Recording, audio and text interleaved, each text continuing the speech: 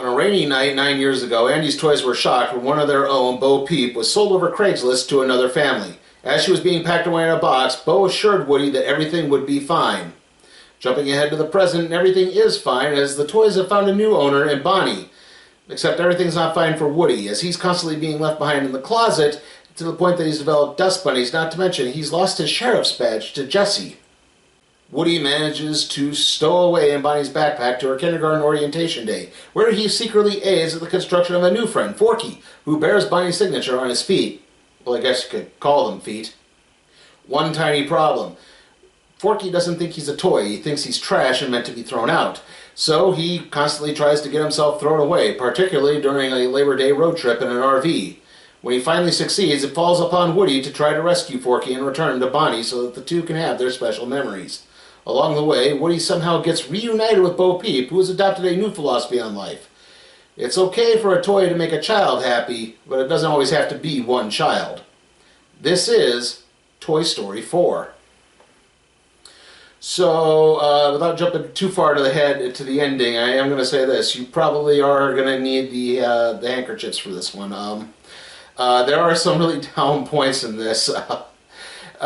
Basically, this is really Woody's story, and if I'll get to the negatives in that in a little bit, but like I said, it really is Woody's story. I mean, Buzz's story arc is basically kind of piggybacked onto Woody's, so yeah.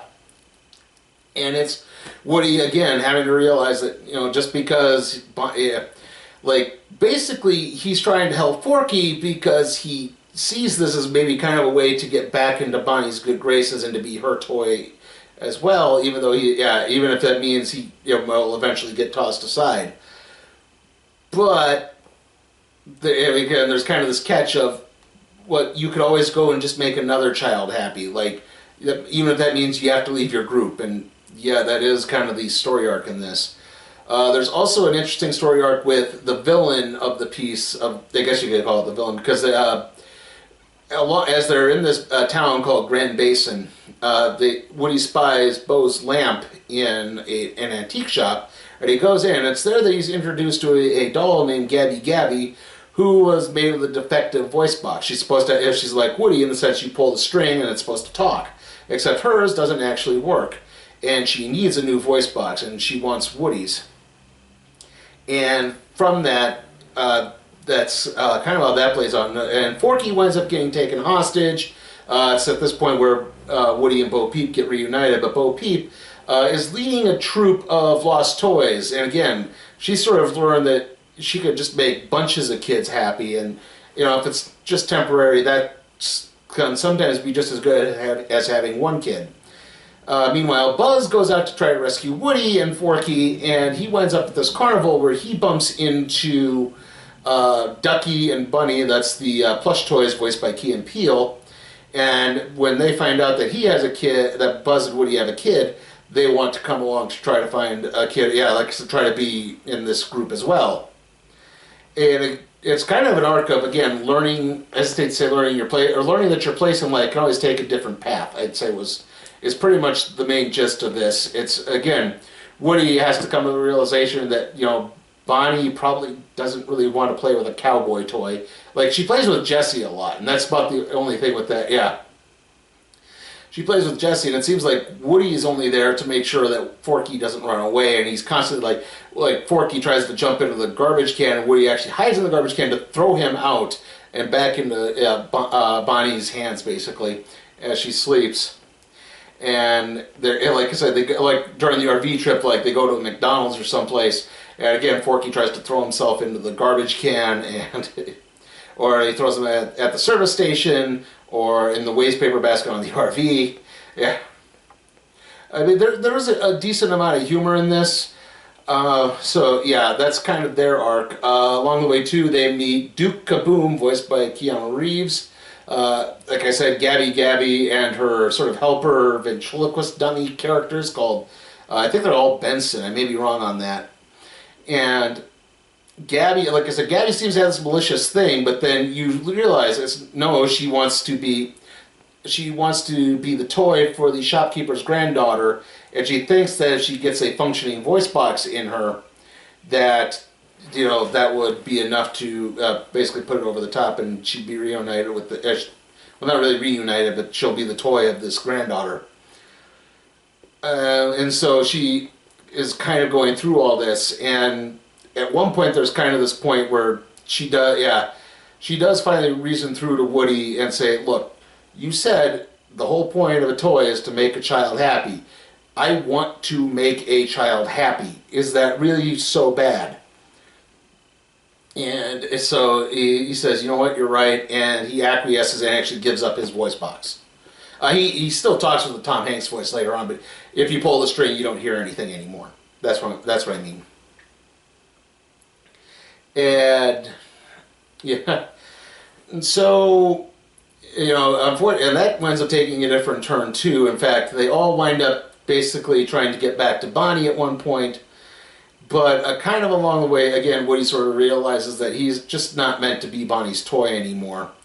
And Buzz assures him that that's okay, and so Woody winds up saying goodbye to everyone. He doesn't die. Basically, he, Bo Peep, Duke Kaboom, Bunny and Ducky, and this Polly Pocket toy, I can't remember what it was called. Excuse me. Yeah, sorry.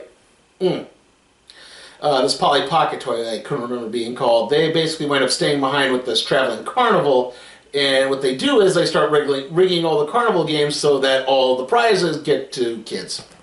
And that's what happens to them. And Forky does get reunited with Bonnie, and he accepts that, yes, he is indeed a toy. And that's basically how it ends. Now, like I said, overall I think it's a really good story, some really top-notch animation. There's highs and lows. There are some scenes that really do tug at the heartstrings. I mean, the scene at the end where Woody does say goodbye to everyone, that hurt. But, yeah, unfortunately, I'd say the real drag is the pacing of the film is not very good. There are points where there's just kind of, there's all this minutia going on, and if they just maybe took a little bit out and tightened it up a little bit better, I think it would be, it would help the film greatly. Like even the final climax, it drags. It really, really drags. There's, like I said, there's way too many characters in this too. Certain characters kind of get short shafted. I mean, Buzz's story arc is learning to trust his conscience, which he believes to be the voice activated box on his button. So he say things like, the button you push here to infinity and beyond, or down, return to Star Command, and stuff like that. He believes that to be his conscience, and he starts to take advice from that. But it's he winds up being the one to assure Woody at the end that, again, when Woody starts to come to the realization, he says, no, you need to move on. It's going to be okay. Bonnie will be fine. And exactly, like he winds up being the one to sort of be the new, for lack of a term, sheriff, even though Jesse actually becomes the new sheriff.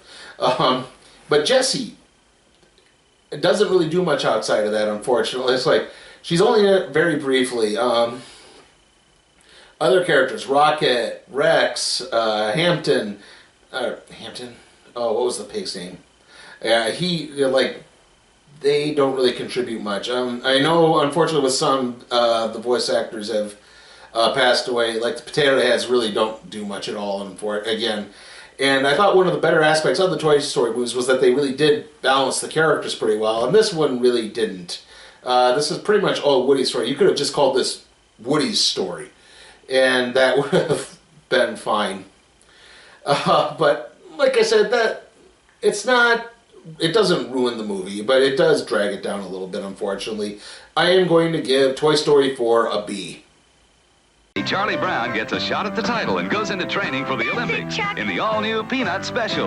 You're the greatest, Charlie Brown! Monday at 8, 7 Central.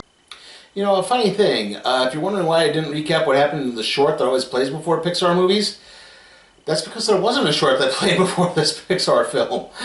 They just went right into the movie. I know, I was surprised. I even took a time and put down in the notes, okay, here's the short, and then there was no short. I didn't follow this thing closely, so I normally expect a short before Pixar movies, but not in this case, I guess.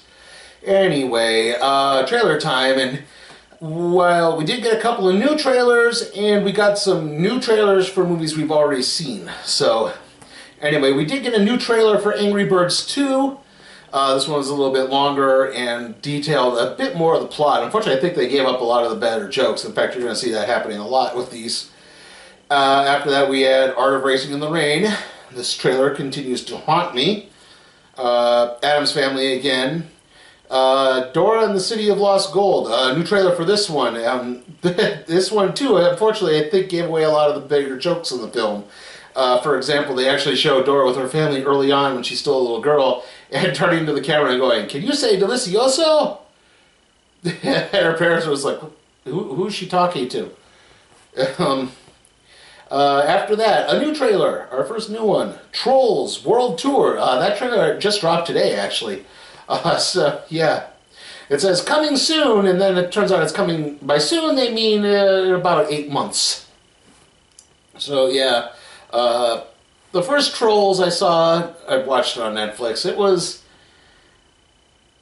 not terrible, but not really great either. I had some major problems with it.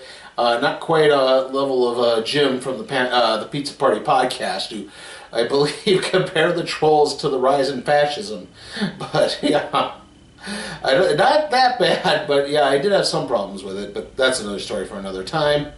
We had Frozen 2 again, and then we had Onward. That's the new Pixar film about the fantasy creatures who go on a quest while they live in a modern world, basically. So it's like trolls and dragons and Pegasus and stuff like that live in a modern setting. So yeah, let's see. Next video after this is going to be the Stomping Ground, WWE Stomping Ground recap and review. Yeah, I kind of had to be reminded that there's a pay-per-view this week. After that, the next movie is going to be Annabelle Comes Home. Then sometime after that, hopefully, we'll have the random trade review on Zeus, King of the Gods. It's not that long a story, so it shouldn't be too hard. But I do, continuing with the wrestling, I do intend to do a recap and review of Fyter Fest, AEW's next big show, which is, well, maybe not a big show in the strictest sense of the term, but their next big showcase before they get their weekly TV series and before their next pay-per-view. I'll talk about AEW when we talk more about wrestling. See you all next time.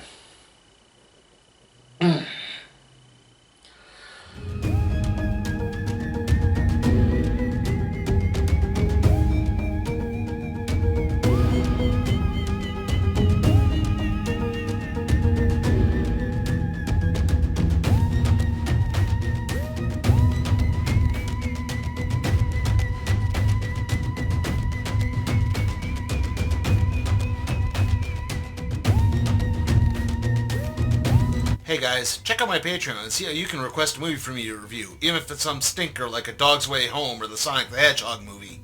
Also, if you like what you see, give the video a like, share, subscribe, and don't forget to ring that notification bell.